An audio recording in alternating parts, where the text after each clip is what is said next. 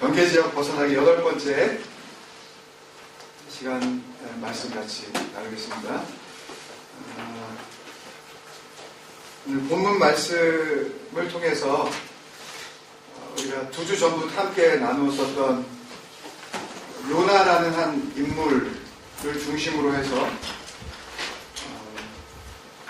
얼마든지 믿음 안에서 살고 또 예배 가운데 또 지내고 또 심지어는 특별한 그런 어떤 그 권리를 갖게 되어진 그런 사람들, 구약시대에 지금처럼 누구에게나 다 하나님의 말씀이 들려져서 읽고 또 이해하고 할 수 있는 그런 시기가 아니었었던 그런 시대에 특정한 사람들에게만 하나님께서 말씀하시고 또 그들과 이 말씀하시는 하나님의 존재를 보여주셨었던 특별한 사람들, 이 선지자들, 이렇게 하나님의 말씀이 임했음에도 불구하고 얼마든지 경계지역에서 살아갈 수 있다. 그리고 하나님께 절대적으로 불순종할 수도 있고 또 할 수 없이 이 disobedience가 아니라 하나 우리 만들어낸 그 단어 forced obedience, 억지 순종. 우리 이 한국의 속담에도 그런 말이 있죠. 억지 춘향이라고. 할 수 없이 그냥 할 수 없이 춘향이 짓을 하는 거예요. 마음은 누구한테 가 있는? 이도령한테 원래 가는데 할 수 없이 변화. 하여튼 사또가 또 이렇게 서브하라 그러니까 또 서브하게 되어지는, 어쩔 수 없는 그 순종이 있다. 누구에게? 하나님을 믿는다고 하는 사람들한테 다 있어요. 근데 지난주에 우리가 같이 생각해 본 바에 의하면 불순종도 하나님께서 가라고 하시는 그 방향 따라서 그 디렉션으로 가지 않고 거역하는 것도, 이 불순종도 참 큰 문제지만 억지 순종은 더 큰 문제다. 막 갔다가 그래서 전혀 상관도 없는 그 구절인데, 주님께서 막 사역 초기에 사도들이 다른 사람들을 주님께서 이렇게 부르신다고 할 때, 와 보라, 이 단어 가지고 막 그거를 전도의 구절로 막 이렇게 삼고 그러는데, 막 강권하여 데려다가 내 집을 채워라, 뭐 이런 걸 가지고 전도의 말씀으로 이렇게 삼고 있는데, 그런 게 아니에요. 하나님을 믿는 것은 그렇게 해서 될 일이 아니라고요. 억지로 그냥 내가 데려다가 앉혀놓기만 하면 그 다음부터는 누가 한다? 하나님이 하신다라고 하는 그런 생각 자체가 근본적으로 잘못됐다는 거예요. 그렇게 억지로 될 수 있는 일이 아니에요. 전도라는 것이요. 나는 여기다가만 데려놓으면 전도한 거고, 이 사람이 변화되느냐 변화되지 못하느냐는 2차적으로 그 다음에 설교를 한 목사의 책임이고, 그 다음에 목사도 그 다음에 설교를 끝낸 다음에 뭐라 그래요? 나는 말씀을 선포했으니 그 다음엔 누구 책임이다? 그 다음은 성령께서 알아서 하시는 거다. 아무도 책임지려 하지 않아요. 아무 책임지려 하지 않아요. 전도는 그런 게 아닙니다. 전도는 다른 사람들이 아무도 책임진다고 하지 않을 때 내가 이 생명을 위해서 나의 생명을 그러면 한번 주님 앞에 드려보겠습니다. 헌신하겠습니다. 근데 그 사람을 섬기겠습니다. 정말 꼴도 되기 싫은 저 사람을 보면서 주님의 사랑을 생각하며 내 생각을 내려놓고 주님 생각으로 한번 내가 그렇게 살아보겠습니다. 이게 전도의 능력이에요. 그냥 뭐 준대, 아니 멜번에서 점심이 제일 뭐 그럴싸하대. 뭐 여러 가지 어떤 그 이유를 들면서 그냥 편해, 그냥 와서 그냥 있어봐, 편해. 하여튼 별별 이유를 다 대가지고 갖다 데려다 놓으면 그것으로 그냥 게임 끝난다 라고 생각하는 그런 식의 역사함이 아니라고요. 믿음의 역사입니다. 물론 어떤 식으로든지 하나님께서 역사하실 수가 있습니다. 그렇지만 인위적인 억지로 되어질 일이 아니다. 성령께서 역사하시는 것은 정말 하나님의 때에 하나님의 방법으로 하나님의 역사하심이 일어나야 하는데, 그것이 물론 우리의 사람의 움직임과 동역하시기는 하시지만, 그렇지만 우리가 억지로 떠나밀듯이 은혜 안으로 갖다 집어넣을 수는 없다. 오히려 하나님께서 그들 각자에게 또 우리에게 와 주셔야만 한다 하는 겁니다. 이 시간도 마찬가지예요. 이 시간에도 억지로 되어지는 은혜는 없습니다. 억지로 되어지는 은혜는 없어요. 진정한 예배는 물론 억지로 왔다가 뜻하지 않게 하나님의 은혜를 받고 변화되는 경우는 얼마든지 있습니다. 그렇지만 예배 그 자체, 하나님을 예배하는 그 자체는 억지로 할 수 있는 게 아니라는 거예요. 변화된 후에 진정한 예배의 삶을 살 수가 있습니다. 그렇지만 그런 변화가 없는 상태에서 드려지는 예배의 모든 행위는 종교 행위일 뿐이에요. 그것을 통해서 하나님께서 영광 받으시지도 않으실 뿐더러 본인에게는 아무런 영적인 이익이 없는 것입니다. 우리 각자가 오늘 한번 돌아봐야 합니다. 지난주에 우리가 요나서를 이렇게 두 가지 측면에서 한번 바라보면서 1장부터 2장까지는 불순종의 타이밍, 3장부터 4장까지는 억지 순종의 타이밍이라고 우리가 한번 이렇게 간단하게 정리를 하면서, 다른 예언서와는 달리 좀 이상하게 끝난다, 예언서가. 뭐 좀 어느 정도 이해할 만한, 좀 납득이 갈 만한 그런 결말도 없이 하나님께서 그냥 질문 몇 마디 던지시고 그 질문에 대한 답도 듣기 전에 그냥 후다닥 예언서는 그냥 끝나버리고만 알지 않습니까? 그리고 우리 같이 기도하면서 질문하신 그 하나님 앞에 이제 우리가 써나가자. 몇 장을? 요나서 5장을 우리가 한번 써나가자. 그 질문이 말씀을 통해서 기록되어졌다면 그것은 요나 한 사람에게 당시에 1차적으로 주어진 하나님의 질문인 동시에 그 이후에 이 말씀을 손에 들게 될 모든 후대에 제2, 제3의 요나가 받아야 할 질문 아니겠습니까, 여러분? 그렇잖아요. 그래서 우리는 우리의 삶을 통해서 요나서 5장을 좀 써나가야 되겠다. 좀 써보셨습니까, 여러분? 뭐 써지든가요? 네. 이것은 뭐 물론 글로 써지는 것은 아닙니다. 이것은 삶 가운데에 우리의 시간 속에서, 일상 속에서, 이 제너럴 라이프 속에서 그 질문에 대한 답을 우리가 주님 앞에 몸소 보여드려야 하는 거예요. 대답하지 않을 때 어떤 일이 벌어질까?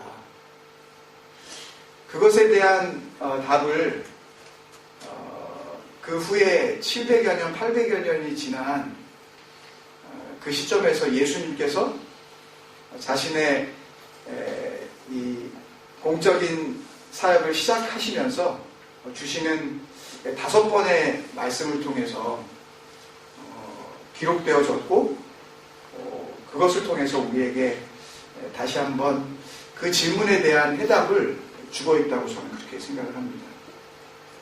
오늘 이 본문의 말씀은요, 한 번 이 신약 성경에서 그 출연하고 말았던 그런 말씀이 아니라 마태복음 16장 이전에 마태복음 12장에서도 한번 거의 비슷한 말씀, 사실상 같은 말씀이 나왔었고요. 또 마가복음 8장에서도 같은 말씀이 또 출연했었고, 누가복음 11장에서도 같은 말씀에 대한 기록을 또 다른 복음서 기자가 기록을 했었습니다. 그리고 또 한 가지 우리가 간과하기 쉬운 그 구절이 하나 있는데, 그것이 바로 마태복음 17장 22절부터 27절에 대한 말씀인데요. 성경 전체에, 특히 신약 성경에 보통 고기를 잡을 때에는 전부 다 뭐를 던졌습니까? 낚시 좋아하시는 분이 여기 금을 던지십니까? 보통 낚싯대를 던지시죠. 낚시 던지는 이야기는 이 마태복음 17장에 딱 한 번 출연을 하는데, 한 번 기록된 이야기를 통해서 다시 한번 이 요나의 이야기를 주님께서 결론적으로 우리에게 또 말씀해 주고 계십니다. 다른 병행 구절, 이 파랄렐 벌스라고 하는 이 다른 구절에서는 오늘 본문으로 삼은 마태복음 16장 1절에서부터 4절까지의 말씀과 같은 맥락의 말씀들이 복음서 기자의 또 다른 영적 시각에 따라, 다시 말씀드리면 디모데후서 3장 16절의 말씀처럼 성경은 하나님의 뭐로 된 것으로? 하나님의 감동으로 된 것으로. 감동이 누구에게 임했다는 거예요? 그 당시 그 말씀이 주어진 하나님의 말씀을 기록하라고 하나님께서 택하여 사용하신 바로 그 기자, 그 라이터. 마태복음 같으면 마태에게, 마가복음 같으면 마가에게 하나님의 감동이, 하나님의 영이 움직이셨다는 거죠. 실제로 눈으로 보여지는 모습은 사람이 사람의 손으로 도구를 이용하여 기록하여 나가는 것입니다. 그렇지만 하나님께서 보시는 입장에서는 지금 그 사람은 하나님의 말씀을 하나님의 능력으로 하나님의 마음을 가지고 지금 대신 기록해 나가고 있는 대필자일 뿐입니다. 그 대필자의 입장에서 또 다른 시각으로 하나님께서 감동을 달리 주셨기 때문에 이 사복음서에 나오는 요나와 관련된 복음서의 기자들의 입장들이 조금씩 다 다릅니다. 오늘 그것을 나누려고 하는 것은 아니에요. 우리는 어디까지나 우리의 주제가 뭐죠? 경계지역 벗어나기. 여기에 우리가 집중을 하고 있기 때문에 하나님을 믿는다고 말은 하고 실제로 행동도 그렇게 해요. 누가 봐도 하나님 믿는 사람이에요. 그런 사람에게 향하신 하나님의 경고, 그것이 무엇인가, 이것을 발견하는 것이 이 경계지역 벗어나기에 주된 목표이기 때문에 이것을 일일이 다 해석을 하고 요나의 그 표적이 의미하는 것이 구약과 신약 성경을 통틀어서 예수님의 생애와 어떻게 연결이 되어져 있는가 라는 것을 밝히는 쪽보다는 어디에서 주안점을 두려고 한다? 경계지역. 경계지역이 얼마나 위험천만한 곳인지, 경계지역에 살고 있는 사람들의 눈을 띄우게 하기 위하여 저와 여러분이 이 말씀을 같이 묵상하고 또 여러분은 듣고 저는 준비할 때에 하나님께서 우리를 향하신 하나님의 뜻에 우리의 눈이 밝아져서, 우리의 눈이 열려져서 이제는 땅만 쳐다보지 않고 하늘을 볼 때에 정말 하늘의 징조를, 오늘 말씀처럼 날이 어떻게 구름이 많이 끼면, 아니면 저녁에 석양이 질 때에 석양빛이 어떠면 그 다음 날이 맑으냐 흐리냐, 이런 것들을, 그 징조를, 그 사인을 우리가 알 수 있는 것처럼 하늘을 볼 때 하늘만 보는 것이 아니라 하늘을 지으신 하나님을 볼 수 있는 진정한 인간다운 인간으로 회복되기를 기대하는 마음으로 거기에 집중하려고 하는 것입니다. 그래서 오늘 말씀을 먼저 살펴보고, 그리고 지난번 2시간 동안 하나님께서 요나서를 통해서 주신 말씀과 오늘 주신 말씀을 관련 지어서 말씀을 정리하도록 그렇게 하려고 합니다. 오늘 본문의 말씀을 보면 두 부류의 사람이 예수님께 와서 질문을 합니다.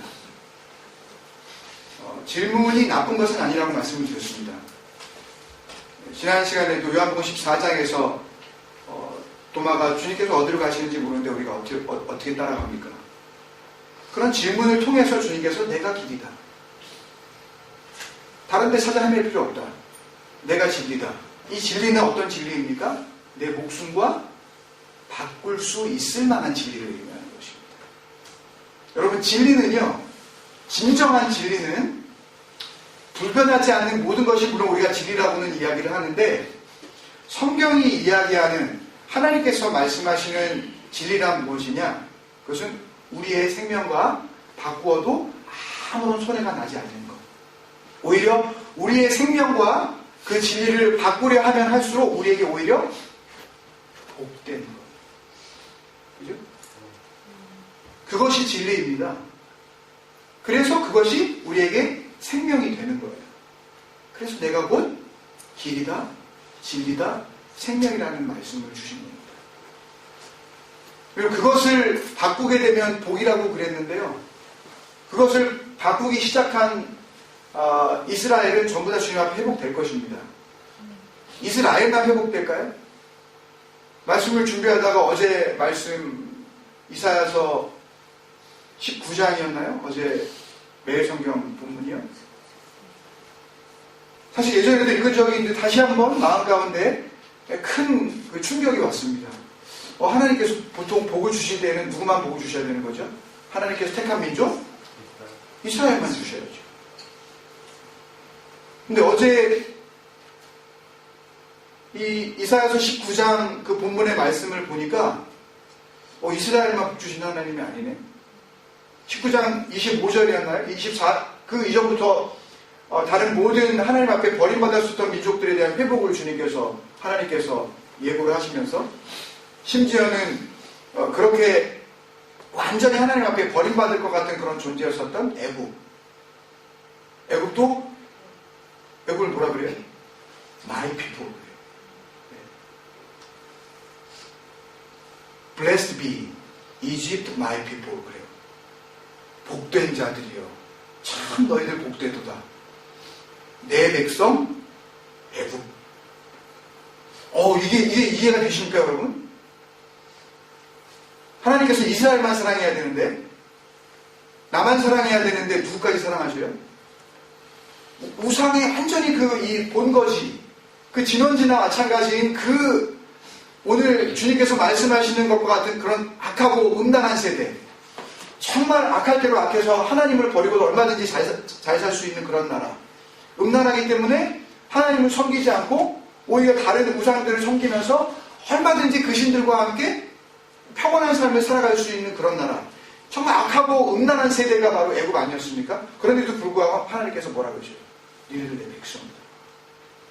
심지어는 쑥어서 그냥 부러뜨려 버리시는 막대기 같은 존재였었던 아시리아를 향해서 아시리아, You're my handpiece, handiwork.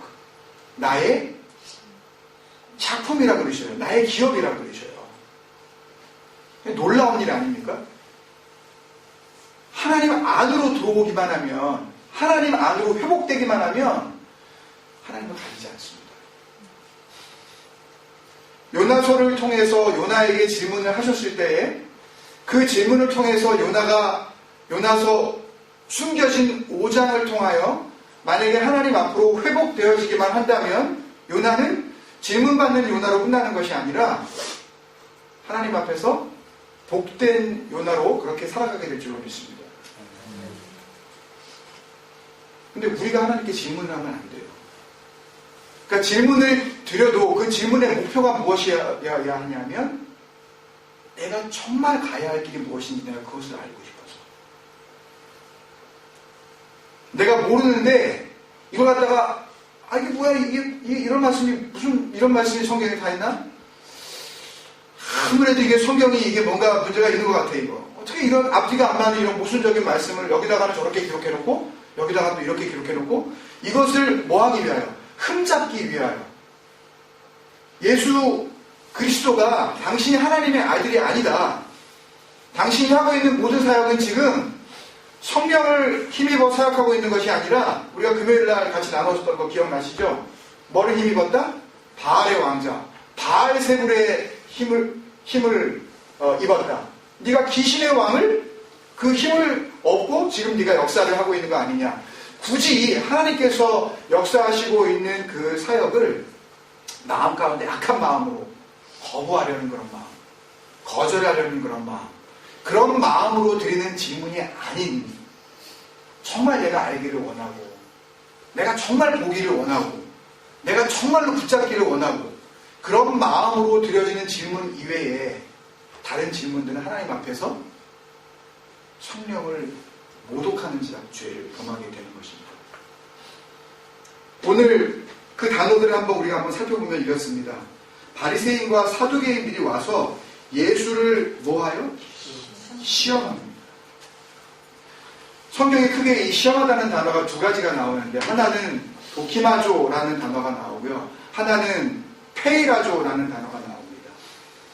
기억을 하셔도 좋고 못하셔도 좋은데요, 도키마조의 단어는 대부분 우리가 먼저 나누었었던 것처럼 도마가 정말 그 진리를 알고 싶어서, 내가 지금 너무너무 믿음이 연약하지만 이 믿음이 내 이 질문으로 말미암아 확실한 대답만 해주신다면, 그러면 내가 이제 하나님 앞에서 변치 않는 그런 마음으로 주님을 따라가겠다라고 하는 그런 마음으로 드려지는 그런 질문, 예? 그런 마음으로 드려지는 그런 의심, 그런 마음으로 정말 영원한 것을 사모하는 마음으로 예수님께 질문하는 그런 시험은 도키마조입니다.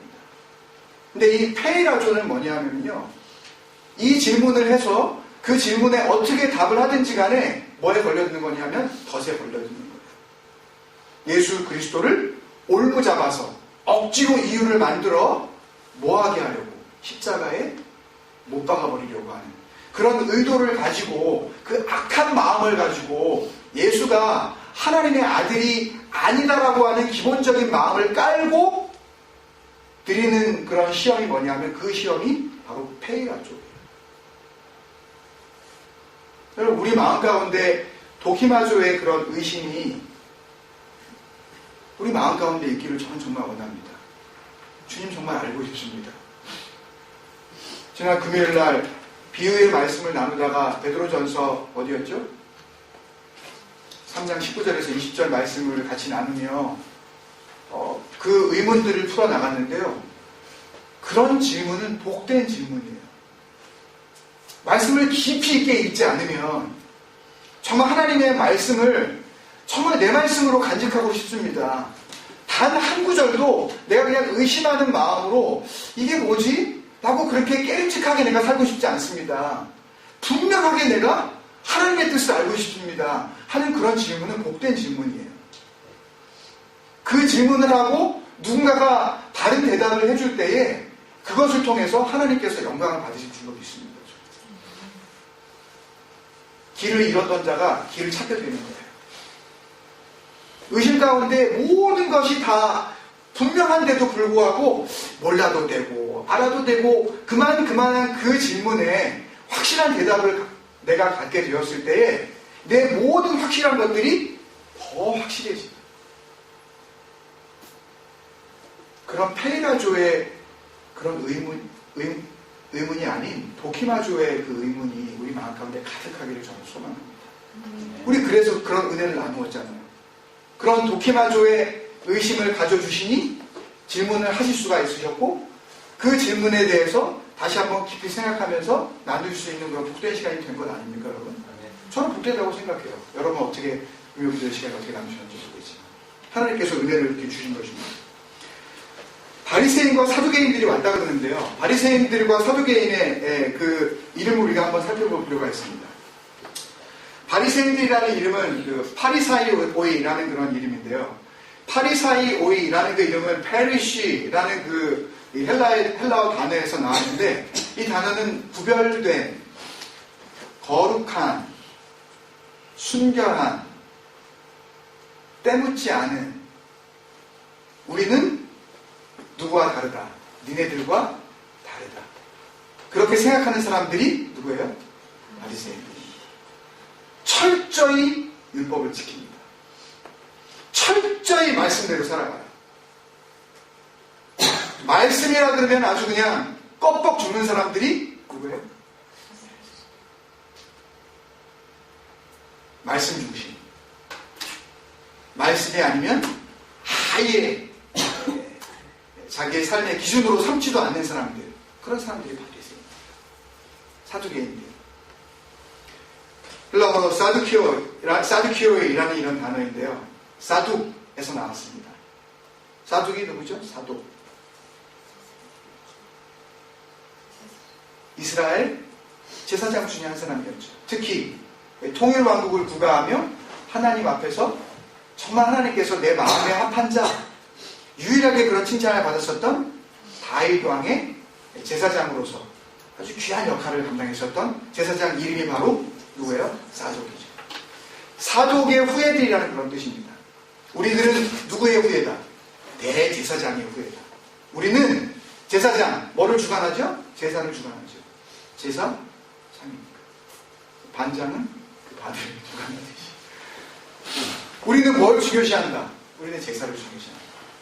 오늘날 우리의 단어로 이야기하면 뭐예요? 우리는 예배를 중요시한다. 우리는 예배에 목숨을 걸었다. 이 예배라는 단어가 특정한 어떤 시간, 특정한 어떤 장소, 여기에 국한되어 있는 사람들을 의미합니다. 이런 사람들이 하는 그 작태 가운데 하나가, 지난번에도 한번 말씀을 드렸지만, 예를 들어서 일요일이라고 말하는 것을 굉장히 불경건하다고 생각을 해요. 일요일은 반드시 뭐라고 말을 해야 되냐면 주일이라고 불러요.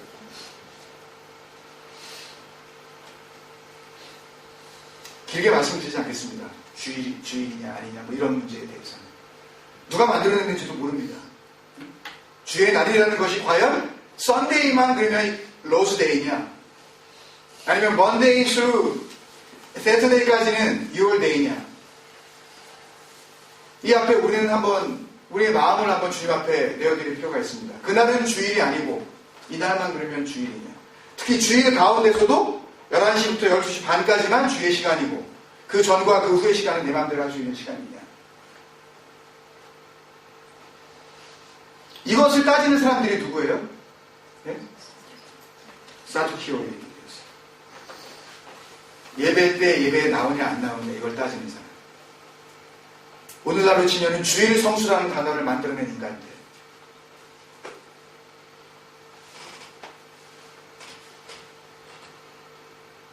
다른 날은 내 마음대로 살아도 되고, 썬데이 중에서 이 특정 시간만큼은 내가 하나님 앞에서 특정한 장소에 나와 특정한 시간을 특정한 그런 몸가짐으로 앉아있으면 나는 뭘 했다? 하나님께 예배드렸다. 그걸 만들어낸 인간들의 선배 중에 선배가 누구다? 사두개인들. 그래서 보이지 않는 것을 믿지 않습니다. 그래서 이 사람들은 뭘 믿지 않아요? 예수님의 부활도, 영원한 생명도, 천국도 지옥도. 오로지 이 땅 가운데 내가 예배 하나 드리면 끝. 그런 인간들의 대표 주자가 바로 사두개인들. 그리고 나서 16장 1절에 보니까 예수를 시험하여 페리라주에서 하늘로부터 오는 표적 보이기를 청하니, 여러 가지 표적이 있습니다. 이 사인이라는 그런 의미인데요. 이 청하다라는 이 단어는 에페로테산이라는 그런 단어입니다. 에페로테산이라는 이 단어는 그냥 이렇게 플리즈 하는 그런 청하다 이런 의미가 아니에요. 나이스하게 에스킹하다 그런 의미가 아닙니다. 법정 용어로서 대질 신문하는 겁니다. 피고에게 너 이런 일을 한 적이 있느냐 없느냐, 너 정체가 뭐냐 라고 하는 그런 취조하는 그런 이 동사의 그 의미가 바로 이 에페로테산이라는 그런 단어예요. 예수님을 앞에다 두고 예수님을 뭐 취급하는 거예요? 서민 취급하는 거예요. 지금까지 네가 한 일이 많은데, 마태복음만 봐도 우리가 많지 않습니까? 마태복음 8장에서부터 보면 예수님의 놀라운 하나님의 아들이실 수밖에 없는 기적들을 우리에게 많이 보여주셨어요. 이것들 다 이야기하자 그러면 시간이 너무 많이 걸리니까 8장부터 한번 쭉 보십시오. 그냥 말씀 한마디로 모든 일들을 다 처리해 나가셔요. 심지어는 죄사함의 능력까지, 권세까지 있음을 분명히 이 종교 권위자들에게 보여준다고요. 그리고 16장 바로 이 직전에는 무슨 내용이 있습니까? 멀리 가지 않아도 되니까 바로 그 직전에 뭐가 있어요? 예, 5병이어가 아닌 7병이어를 가지고 남자만 4,000명을 먹인 사건이 있습니다. 이것은 사건이에요. 모든 복음서가 다 기록하고 있는 실제로 일어났었던 팩트라고요. 이것을 뭐 사람들이 가지고 있었던 떡을 갖다가 나누어가지고 다 나중에 이렇게 해가지고 뭐 이런 어떤 비유적인 해석으로 이것을 절대 보면 안 됩니다. 이것은 사실이에요. 예수 그리스도의 손에 들려져서 그 작은 것들을 통하여 주님께서는 얼마든지 많은 사람들을 먹일 수 있다. 정말 먹어야 할 예수 그리스도의 몸과 피를 의미하는 예수님의 축복의 사역들 아닙니까 이것이요? 이런 것들까지 다 봤어요. 누가? 지금 이 질문을 하고 있는 이 바리새인과 사두개인들이 이걸 다 봤다고요. 근데 물어보는 거예요. 그런 기적이지 다 봤어요. 병도 고쳤고 귀신도 떠나갔고 그 전에 14장에서도 5,000명 먹였고 장정만 좀 16장에 와가지고 4,000명 먹였고 많이 봤어요. 막 말씀 한마디로 바다가 잔잔해져 버리고 바람이 그냥 그쳐버리는 그런 일들을 목격을 했다고요. 본인들이. 도대체 천지를 지으신 하나님이 아니시면 이룰 수 없는 일들을 분명히 이분께서 하고 계셨다는 것을 본인이 알고 있었어요. 그런데 그런 거 다 필요 없고 뭐 달랬는 거지? 다른 건 있는 거예요. 그러면 이 사람들에게 그 사람들이 원하는 다른 거를 주면 그 사인을 주면 이 사람들이 믿기 시작할까요?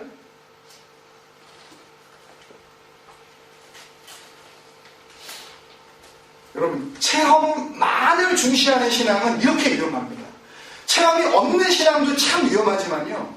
하나님을 전혀 경험하지 못한 신앙도 너무너무 위험하지만 하나님을 경험하기만을 원하는 사람 하여튼 어떻게 해서든지 체험되지 않은 것은 나를 믿지 못하겠다라고 하는 사람 이런 사람이 얼마나 불쌍한지 모릅니다. 말씀이 주어졌음에도 불구하고 주님께서 마지막 가시는 그 길에 도마에게 뭐라고 하셨습니까? 내가 너희들에게 말한다. 네가 본고로 믿느냐? 앞으로 다음 세대들은 아예 내가 있었다는 것을 보지도 못할 것이다. 그러니 보지 못하고 믿는 자는 뭐하도다? 할렐루야. 하나님을 믿는 믿음이라는 것은 그런 거예요. 보지 않아도 믿을 수 있는 그런 믿음을 요구하시는 거예요. 거기에 초청받은 거예요, 우리는요. 근데 많이 보여줬는데 또 보여달라는 거예요. 뭘? 내가 원하는 걸 보여달라는 거예요. 내가 원하는 걸. 내가 원하는 걸. 내 기준으로 봤을 때에 그 정도의 표적이면 그러면 내가 인정하겠다라고 하는 내 기준.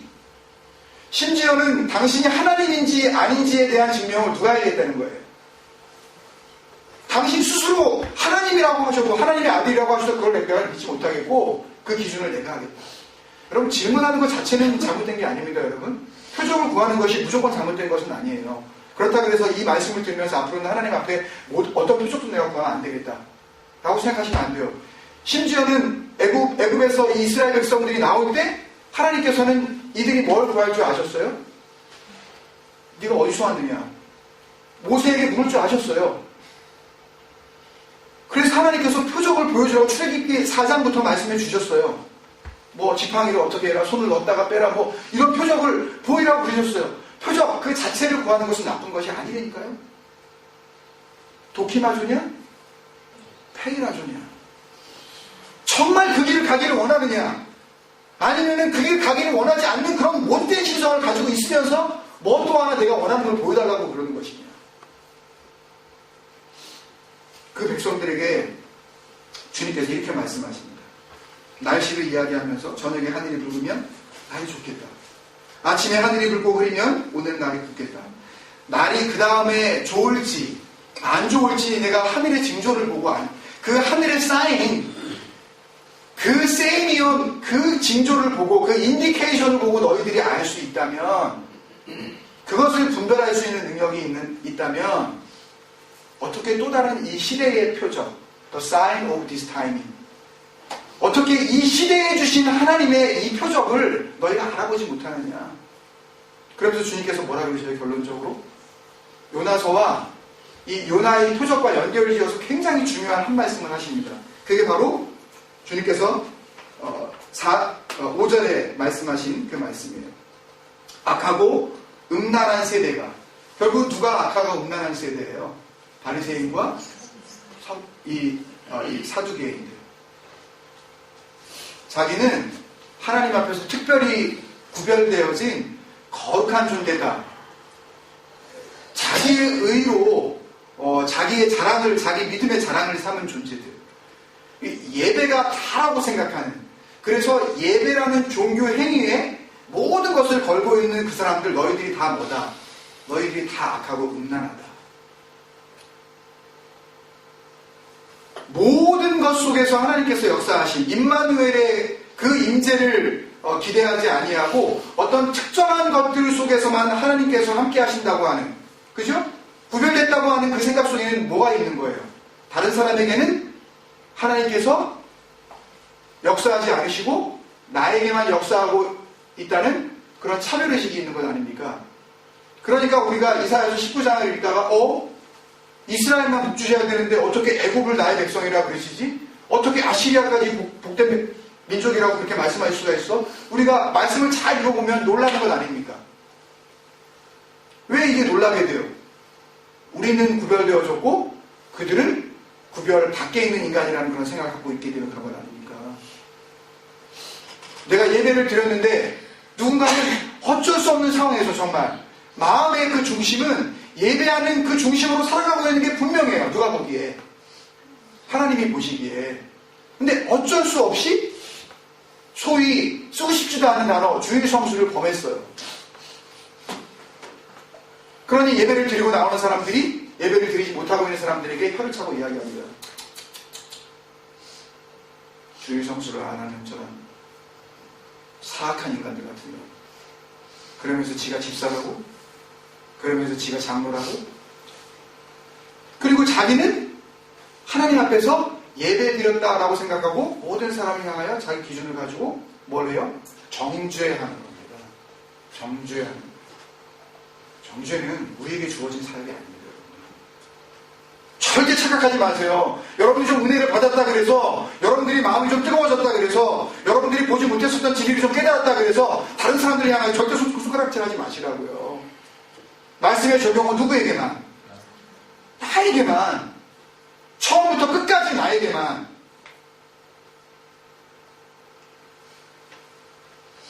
그 사람들에게 주님께서는 악하고 음란하다 하시면서 보여줄 표적이 없느니라 그러셔요.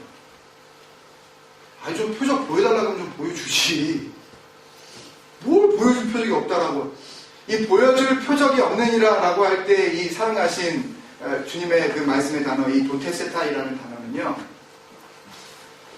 보여줄 게 없다라는 이야기가 아니라 보여주지 않겠다라는 말씀입니다. 다시 말씀드려서 너희들이 기대하고 있는 그 표적, 너희들이 봤으면 좋겠다라고 생각하는 바로 그 사인, 너희들이 그런 표적을 주면 참 그럴싸한 그런 표적이 되겠다라고 지금 기대하고 있는 그런 표적은 내가 너희들한테 안 줄 거다. 기대하지도. 표적은 믿음이 있는 사람이 믿음으로 보는 것이 표적입니다. 표적을 보고 믿는 세대를 예수님께서는 악하고 음란한 세대라고 말씀하시고 계십니다. Adulterous generation. 말씀이 아닌 것을 붙잡고 마음 가운데 은혜를 삼으려고 하는 모든 세대들을 향하여 주님께서 줄 게 없다. 아무것도 줄 게 없다. 보여주지 않을 것이다. 주어지지 않을 것이다. 그러므로 너희들은 받을 수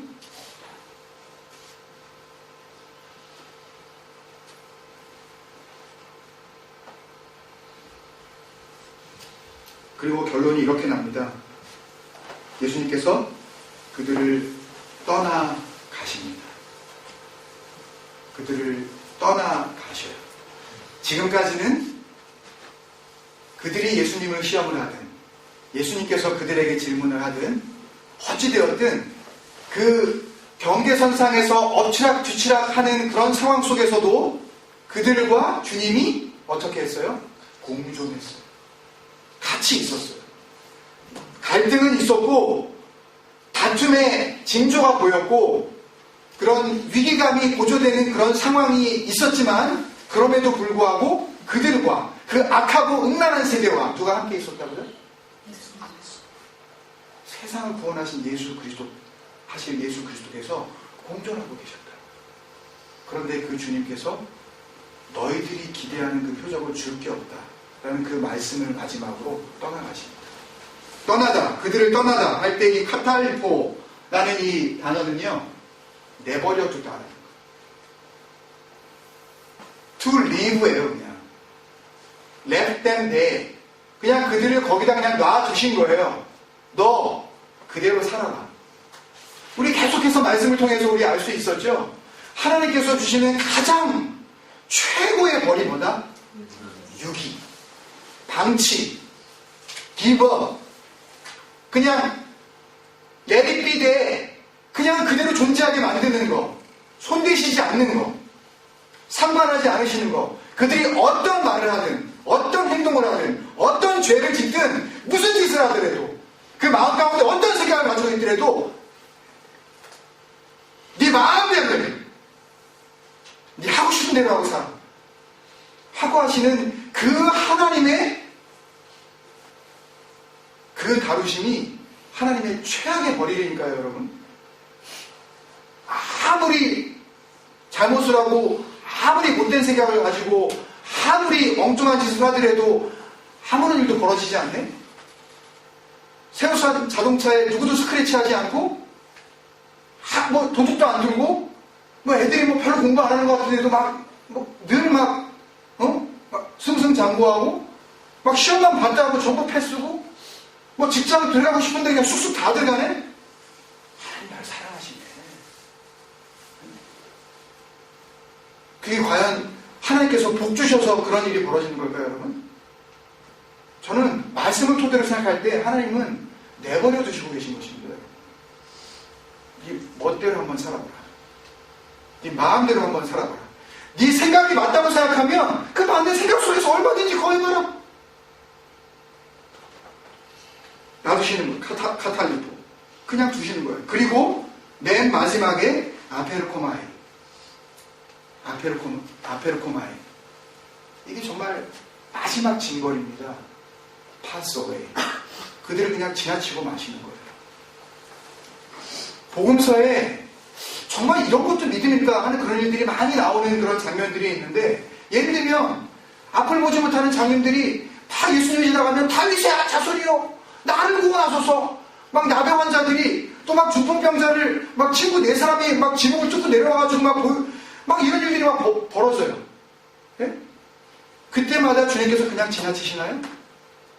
지나치셔요. 그들이 정말 믿음이 있어서 그런 삶을 살았는지, 아니면 그들이 믿음이 있어서 정말 예수님을 불렀는지, 아니면 정말 그들이 순전한 믿음을 가지고 지붕을 뚫어내고 중풍병자를 내려뜨렸는지 우리는 잘 알 길이 없습니다. 그렇지만 주님께서 절대 간과하지 않으세요. 지나치지 않으신다고요. 주님께서 절대로 아페르코마이 하지 않으셨어요. 그냥 지나치실 법이 없었다고요. 근데 누구에게 지나치셔요? 악하고 음란한 세계. 경계 지역에 계속 머물고 있는 사람들은 나중에 주님께서 그냥 pass away, 그냥 지나쳐버리고 마시는 것입니다. 말씀을 마치고자 합니다, 여러분. 요나의 표적을 주님께서 거론하신 이유는 나머지 병행 구절들을 보면 예수 그리스도의 사흘 낮밤의 죽으심과 다시 사심, 또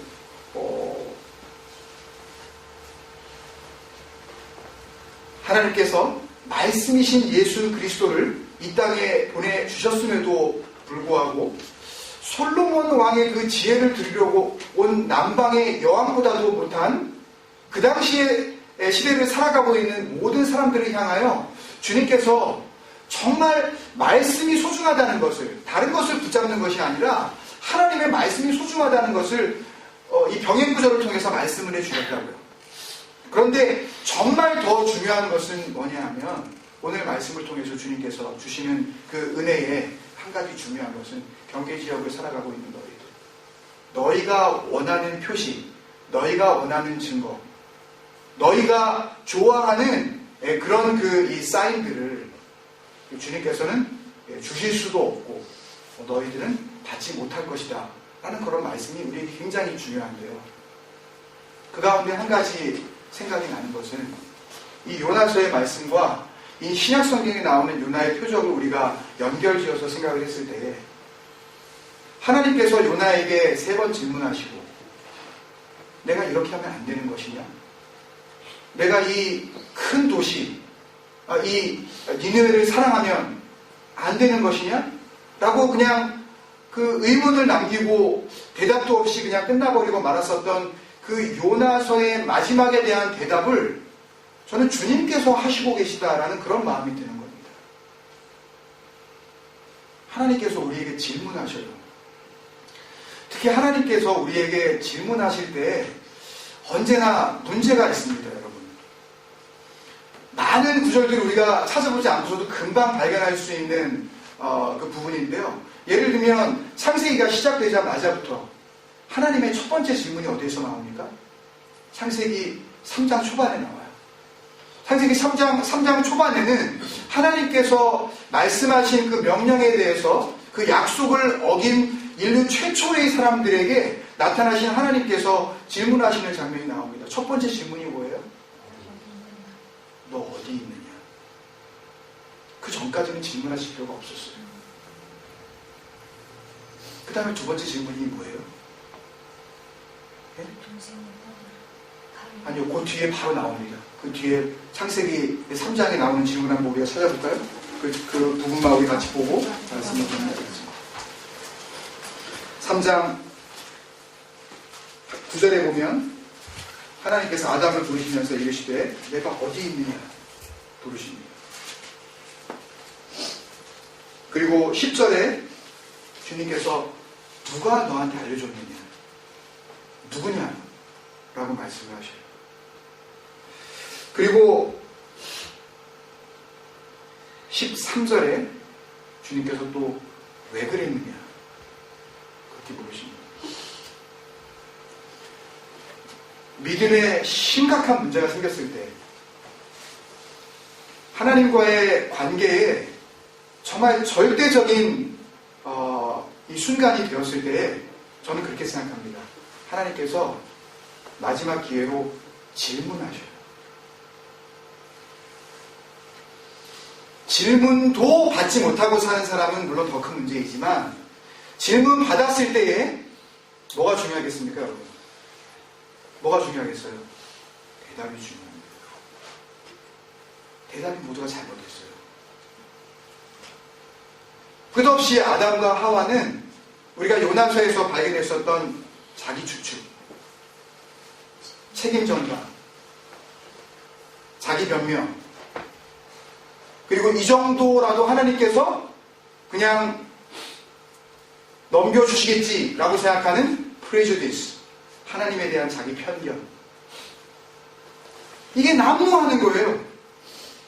하나님께서 질문하실 때 여러분, 그게 우리에게 주어진 마지막 기회라고 생각하셔도 무관합니다.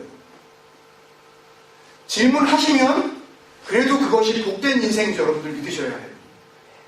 질문도 안 하시면 이제 주님께서 끝내신 겁니다. 더 이상 상관하지 않으시는 거예요.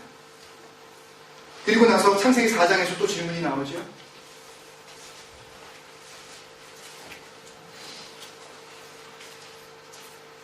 (4장 6절에) 보면 한국 성경에는 이렇게 되어 있습니다.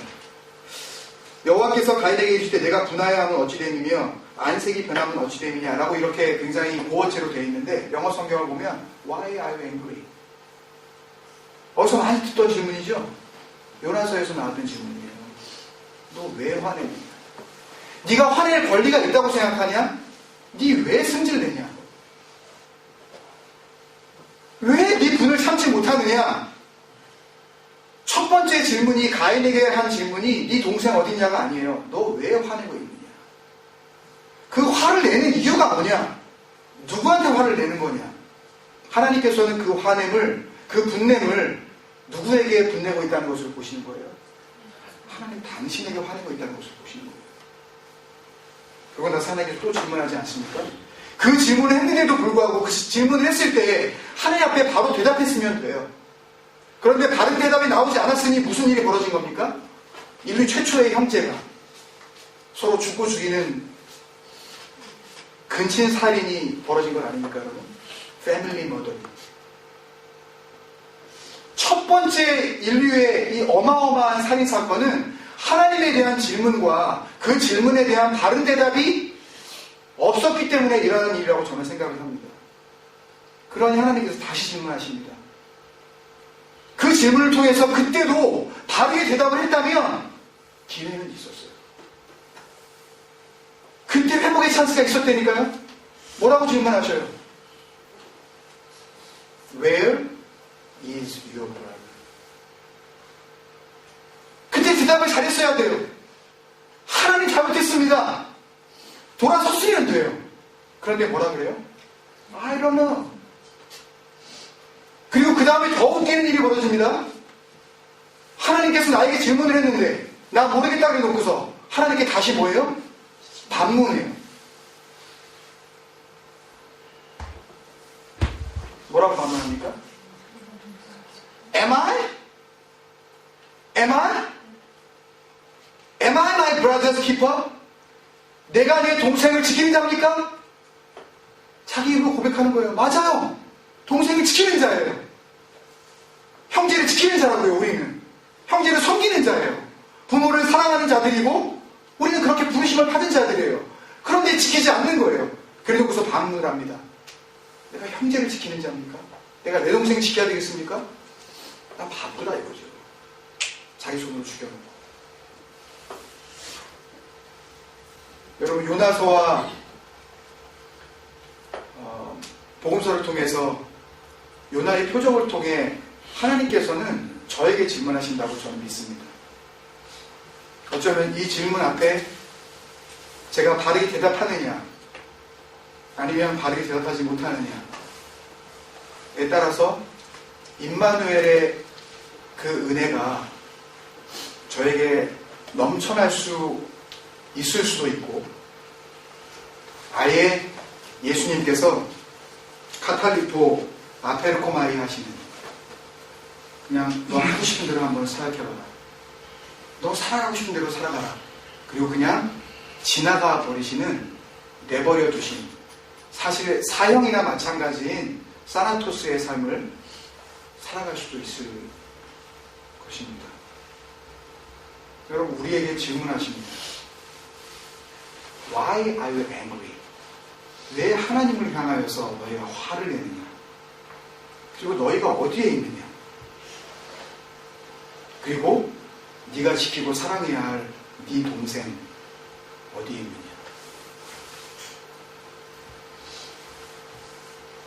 우리 함께 기도하겠습니다.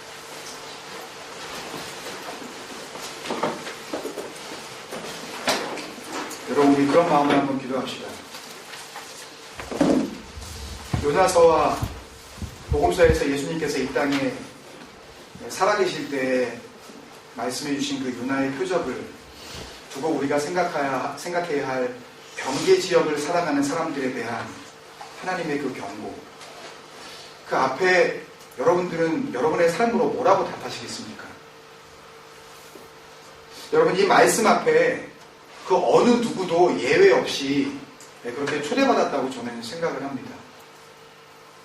하나님께서 우리를 부르신 그 부르심이 헛된 부르심이 아니라면 우리는 하나님께서 부르실 때에 그냥 우리를 잘 먹고 잘 살게 하는 그런 세상적인 축복으로 우리를 초청한 것이 아니라는 것을 우리는 기억해야 합니다. 우리가 하나님의 초청에 그 부르심 앞에 초대받기 위하여서는 우리가 버려야 할 것, 그리고 우리가 받아야 할 것이 있는데 그 중에 가장 중요한 것을 저는 하나님의 질문 가운데 발견하고자 합니다. 여러분, 하나님께서 우리 각자에게 질문하실 때 여러분 삶으로 어떻게 하나님 앞에 대답해야 하시겠습니까? 우리 그런 마음으로 아버지 하나님, 경계지역에서 살아가는 나의 삶, 자기 추측과 자기 변명과 끝없는 책임 전가와 자기 편견에 하나님도 가두어두고 내 가족도 가두어두고 심지어는 자기 자신마저도 자기 편견 속에 가두어둔 상태에서는 주님 앞에서 끝없는 그 책망, 악하고 음란한 세대라는 책망밖에 받을 것이 없다는 것을 여러분 기억하시길 바랍니다. 여러분 벗어나셔야 합니다. 진정한 출애굽, 진정한 엑소더스는요, 나로부터 탈출하여 임마누엘의 역사, 주님 안으로 들어가는 것입니다. 오늘 찬양도 우리가 그렇게 하지 않았습니까? 내가 그 안에, 그가 내 안에 있는 그 초청으로 우리 주님께서 우리를 부르신 것입니다. 자기를 포기하지 않고서는 받을 수 없는 그 초청 앞에 우리 기도하면서 함께 하나님 앞에 믿음으로 결단하며 함께 합심해서 기도하며 나아가겠습니다. 같이 기도하시겠습니다.